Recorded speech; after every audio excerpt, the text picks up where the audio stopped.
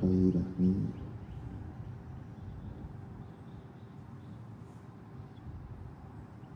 एकछिन आफ्नो शरीरलाई फिल गर्ने,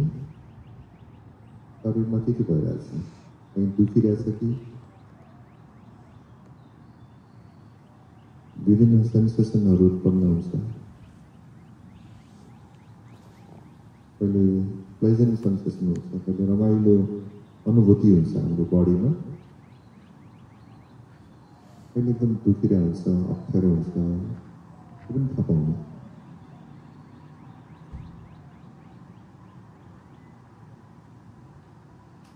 म यसरी बस्छु, म यस्तो गर्छु भनेर कुनै प्लान नगर्ने, अहिले जे भइरहेछ प्रेजेन्ट मोमेन्टमा, त्यो वर्तमान अवस्थामा, त्यो नै हाम्रो जीवन हो।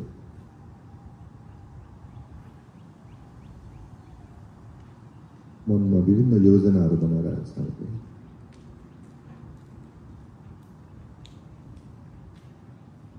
विभिन्न पुरानो कुराहरू आउन सक्छ मनमा, त्यसलाई थाहा पाउने, तर नरिसाउने, सबैलाई स्वीकार गर्ने, एक्सेप्ट गर्ने।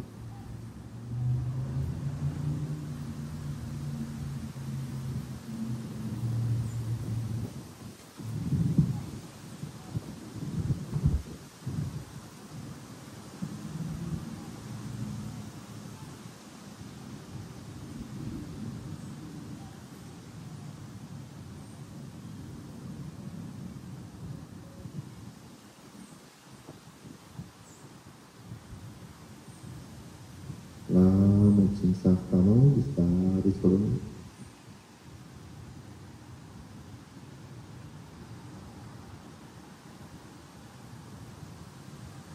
Bisa hari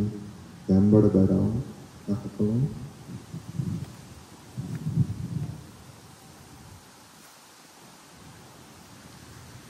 कस्तो भयो?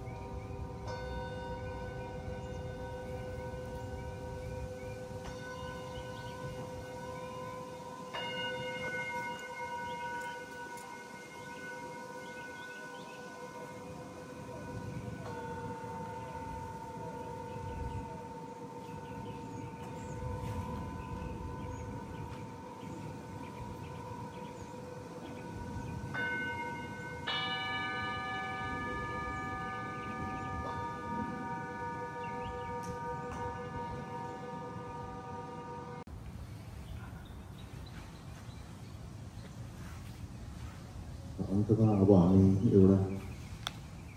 प्रे गर्छौँ होइन भने जस्तै मेट्टा भन्छ पाली भाषामा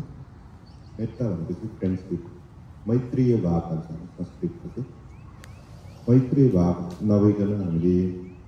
कुनै पनि कुरा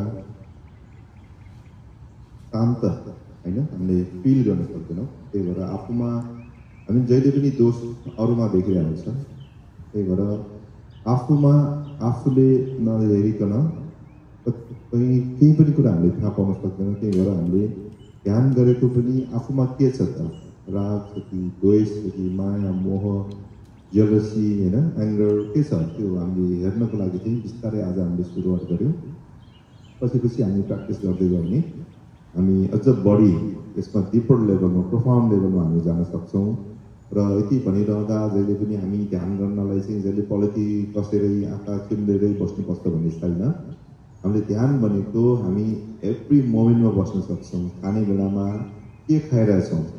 खाना हामीले चपाएर खाएको छ कि छैन आजकल त हामी एकदम फोन पनि हेरेर खाइरहेको छौँ होइन त्यही भएर खाने बेलामा हामीले एकदम माइन्डफुल भएर प्रेजेन्ट मोमेन्टमा बसेर खाने वाक गर्दा पनि हामी कसरी वाक गरिरहेछौँ वाक गर्दा पनि हामीले त्यो पृथ्वीसँग हाम्रो पञ्चतत्त्वसँग चाहिँ हामी चाहिँ कनेक्टेड भएको फिल गर्ने जहिले पनि आहा कस्तो राम्रो आकाश रुख होइन हावा सबैले फिल गर्दै एभ्री मोमेन्ट त्यसलाई चाहिँ जोयफुल मोमेन्टमा चाहिँ हामीले चाहिँ इन्जोय गरेर हामीले वाक गर्ने जुनै पनि कुरामा गाडी चलाउँदा पनि होइन मान्छेहरूसँग कुरा गर्दा पनि हामी चाहिँ कस्तो हुन्छ भने अरूले प्रेज गर्यो भने हामी एकदम दङ्ग पर्छौँ त्यसलाई राग भन्छ होइन राग पैदा हुन्छ अरूले एकैचोटि हामीले कम्प्लेन गर्ने बित्तिकै हामीलाई रिस उठ्छ होइन यो मान्छेले यस्तो भन्यो भनेर होइन त्यही भएर भगवान् बुद्धले दिनुभएको सिद्धान्तमा चाहिँ मध्यम मार्ग जहिले पनि बिच बाटो रोज्नु जहिले पनि यता पनि होइन उता पनि होइन एकदम रिसमा पनि होइन एकदम रागमा पनि होइन एकदम द्वेषमा पनि होइन एकदम शोकमा पनि होइन एकदम खुसीमा पनि होइन जहिले पनि फिल गर्ने थाहा पाउने तर रियाक्ट नगर्ने रियाक्ट भनेको हामीले तुरन्त जवाब दिन्छौँ कहिले तुरन्त हामीले चाहिँ रिस उठ्ने बित्तिकै हामीले विभिन्न एक्सनहरू हामीले लिन्छौँ होइन त्यही भएर त्यसलाई एकपल्ट पज गरेर हेर्ने 10 सेकेन्ड होइन 20 सेकेन्ड पज गर्ने के भइरहेछ अनि त्यसपछि मात्र हामीले अरू रियाक्ट गर्ने त्यही भएर चाहिँ जे कुरा हुन्छ नराम्रो कामहरू चाहिँ रियाक्टमा छिट्टो हामीले रियाक्ट गर्छौँ खुसीमा पनि कहिलेकाहीँ हामी एकदम खुसी भएर ल यो पार्टी आज मेरो तर्फबाट भन्छ होइन अनि जब होस आउँछ अनि हाम्रो त्यो मेरो पैसा त खर्च भएर भन्नुहुन्छ होइन अब रिसमा पनि हामीले ल तिमीसँग म अब छुट्टिन्छु म तिमीसँग बोल्दैनौँ होइन भन्छौँ होइन तर पछि हामीलाई रिग्रेट हुन्छ त्यही भएर भगवान् बुद्धले चाहिँ जहिले पनि प्रेजेन्ट मोमेन्टमा हामीले चाहिँ कसरी आफूलाई चाहिँ होइन समभावमा राख्ने त्यो कुरा चाहिँ सिकाउनु भएको छ त्यही भएर चाहिँ हामीले मात्र होइन अब हामीले जुन आज योगा गरेको हामीले जुन ध्यान गर्यो यहाँ बसेको प्राणीहरू सबैलाई लाभ हुन्छ होइन हामीले जुन इनर्जी हामीले जुन यहाँ क्रिएट गर्यो नि पोजिटिभ इनर्जी त्यो इनर्जी सबैलाई चाहिँ लाभ हुन्छ त्यही भएर चाहिँ अहिले हामी लास्टमा चाहिँ जहिले पनि यो मेट्टा भनेको हामीले जुन अघि भन्यो नि मैत्रीय भाव हामीले चाहिँ सबैलाई चाहिँ थ्याङ्कफुल हुने हाम्रो आज सास हेऱ्यौँ शरीर हेऱ्यौँ आज तपाईँहरू बिहान उठेर आफूलाई चाहिँ आफ्नो शरीर हेर्ने मौका पायौँ हामीले त्यस्तो हेर्ने मौका छैन नि त हाम्रो होइन त्यही भएर हामी आफूलाई आफूले थ्याङ्कफुल हुने एकदम खुसी हुने आज मैले चाहिँ शरीर हेर्ने मौका पाएँ मेरो शरीरमा कस्तो कस्तो पीडाहरू रहेछ कस्तो दुःख रहेछ सास हेऱ्यौँ सास चाहिँ कसरी चल्दो रहेछ कहिले हेप्पी हुन्छ कहिले लाइट हुन्छ कहिले छिटो चल्छ किन त भनेर हामीले हेरेको हो नि त होइन अझ हामीले डिपर लेभलमा हेऱ्यो भने अझ हामीले बढी ज्ञान प्राप्त गर्न सक्छौँ किन सास एकदम छिटो चलेको हाम्रो रिसमा पनि छिटो छिटो चल्छ होइन एकदम खुसीमा पनि छिटो छिटो चल्छ त्यो सबै कुरा हामी अझ प्रोफाउन्ड लेभलमा जान्ने भए फेरि यस्तो कार्यक्रम गरौँ अथवा हाम्रो स्टुडियोमा आउनुहोस् होइन त्यहीबाट हामीले धेरै कुरा हामी सेयर गर्न सक्छौँ र यति भन्दै तपाईँहरूलाई चाहिँ एकछिन यो लास्टमा हामी 3 मिनटको प्रयोग गर्छौँ फेरि एकछिन आँखा चिम्म गरौँ नमस्ते गरौँ होइन अनि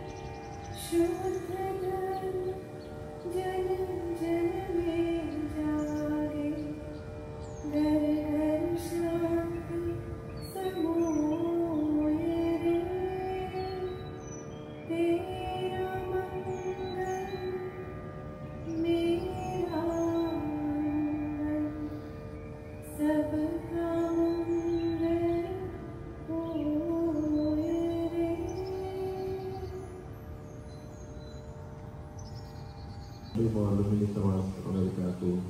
सम्पूर्ण पदाधिकारीलाई फेरि म धन्यवाद दिन चाहन्छु र हामीलाई बोलाउनु भयो, हामीले केही जानेको कुराहरू सेयर गर्न पाएकोमा। Thank you very much.